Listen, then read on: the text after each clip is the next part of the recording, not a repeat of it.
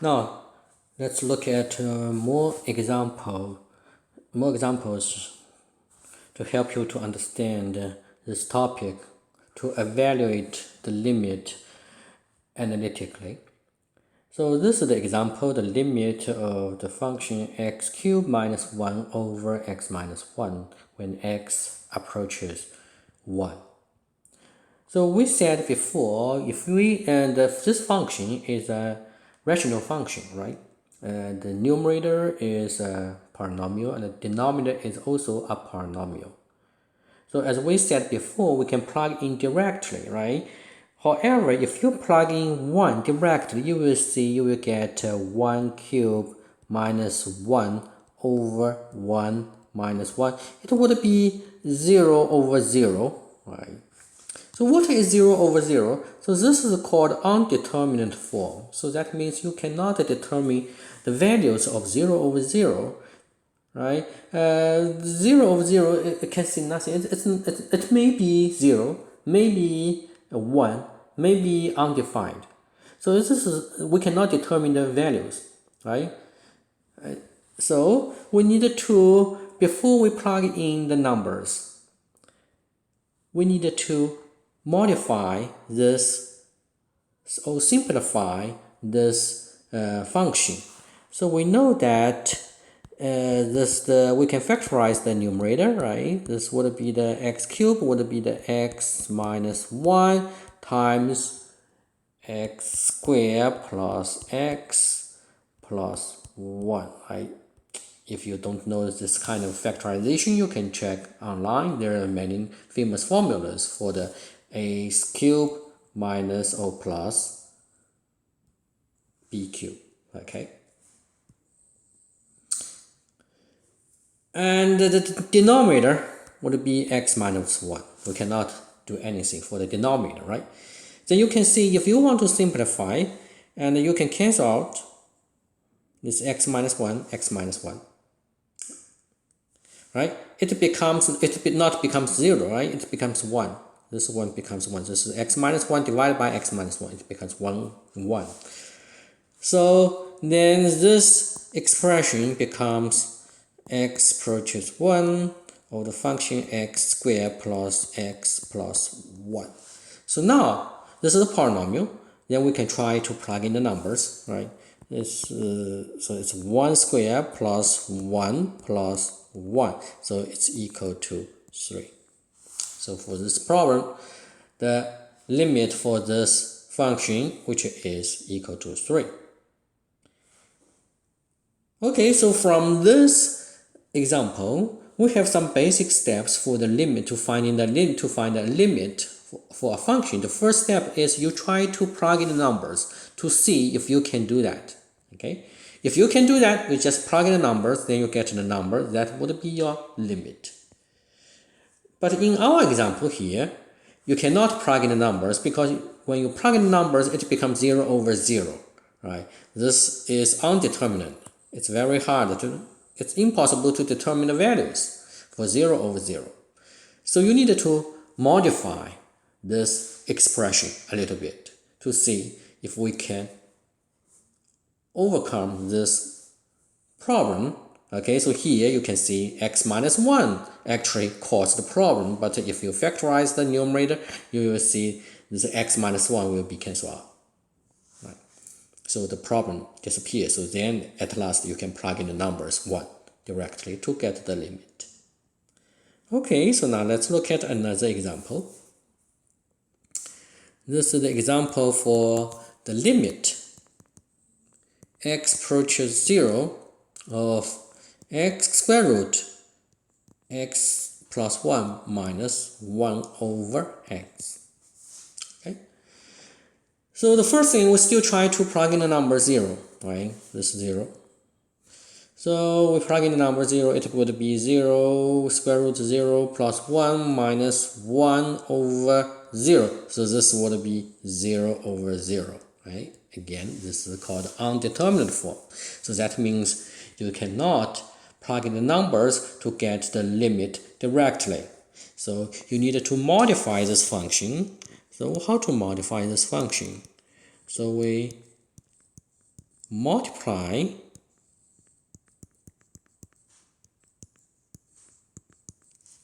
this one by the top by square root x plus 1 plus 1 over square root x plus 1 plus 1. So actually we multiply by 1, right? So why we want to do that?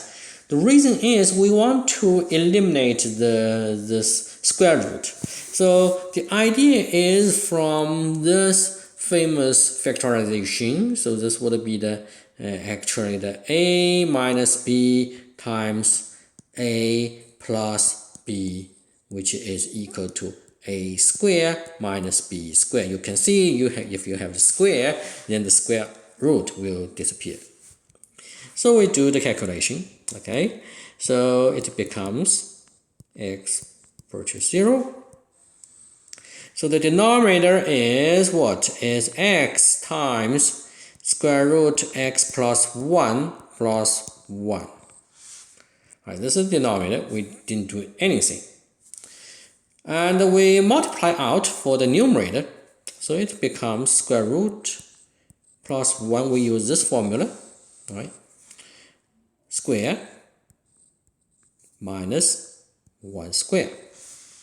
So if we continue to simplify it, it would be x approaches 0. This would be x plus 1 minus 1, right? This is the x.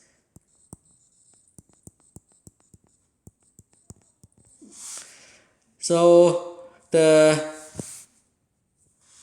denominator and the numerator would be actually be x, right? 1 minus 1 would be 0. And this here is x times square root x plus 1 plus 1. And then you can see the x divided by x would be 1. Right? So actually the problem is caused by this x, right? If you plug in x equals 0, the denominator and numerator would be 0 over 0. So if we divide it out 1 by x divided out, then you have 1 left, then the result would be the limit x approaches 0 of this function square root x plus 1 plus 1. Okay, so this is the new function, right? Then we can try to plug in 0, right? So to evaluate limit, the first thing we need to do is try to plug in number 0 here. So we can do that, right? So it becomes this one. So this is actually equal to 1/2, and this is your answer. So now let's look at another one. This is the limit delta x approaches 0, and this is the x plus delta x squared minus x squared over delta x. So here delta x is a symbol. It's not a triangle times x. They are grouped together, okay? Delta and x are grouped together to denote a change in x, actually. You will see later in our lectures. So now we plug in, so now this x, this limit is about delta x, not about x, okay? It has nothing to do with x. So delta x approaches 0. So let's try to plug in delta x by 0. So you will see this would be x plus 0 square minus x square over 0. So again, this would be 0 over 0, right? This is called undeterminate form. That means you need to modify it. So let's square out the numerator.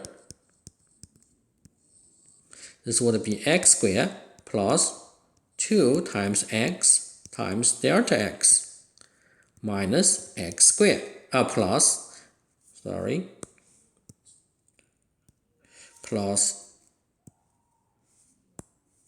delta x squared, right, minus x squared. So this is the numerator. The denominator would be x. Then you can see square, x square, cancel out, it will be 0. Then you will have delta x. So this would be 2 times delta x, 2x times delta x plus delta x squared divided by delta x. So you can see we can divide delta x for each term, right? This is delta x divided by delta, this becomes 1, right? And this delta x can also divide by, on this term, which would be only have 1 delta x left. So it becomes the limit delta x approaches 0 of 2x plus delta x. So now this is our new function. So now we want to evaluate this one. We just plug in delta x equals 0. Yes, we can do that. So this would be 2x plus 0, so which is 2x. So 2x is your answer for this problem.